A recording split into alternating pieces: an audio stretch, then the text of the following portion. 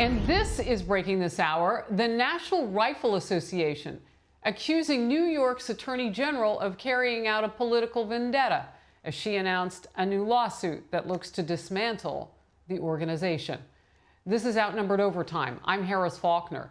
The New York Attorney General filed the lawsuit today after 18 months of investigation. She says that revealed grave misconduct among some of the nonprofit's most high-profile figures, including allegations they used the gun group to divert millions of dollars in funds for their personal use.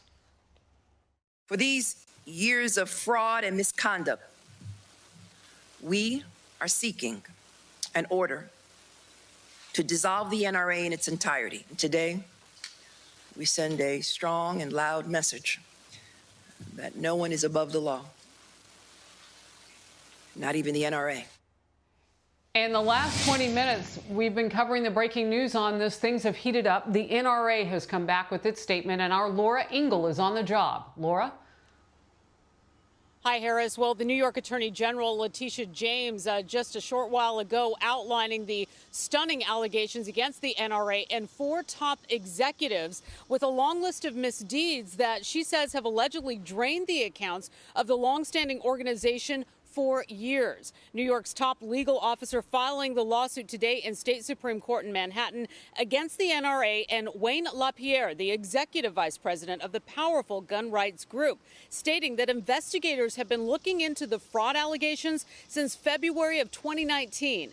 Now, the lawsuit claims that LaPierre and several top lieutenants engaged in a decades-long pattern of fraud to raid the funds of the NRA for personal gain, draining the organization of $64 million in just 3 years, saying that they've been using millions upon millions of dollars from the NRA for personal use, including for lavish trips for themselves and their families, private jets, expensive meals, and other private travel. Now, the investigation revealed that the organization went from a nearly $28 million surplus in 2015 to a $36 million deficit in 2018.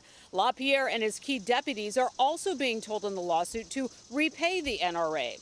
The Attorney General also adding that LaPierre recently set himself up with a post-employment contract worth $17 million, never asking the board for approval.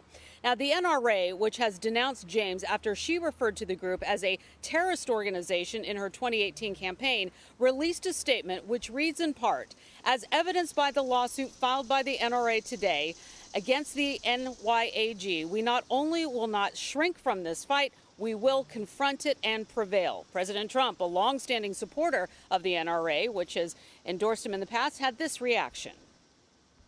This has been going on for a long time. They've been absolutely decimated by the cost of that lawsuit. And it's very sad, but I would suggest that that's what they should be doing. Suggesting to relocate, and the reason that the New York Attorney General has regulatory authority over the NRA is because it's a chartered nonprofit in the state of New York. Much more to go on this developing story. Harris?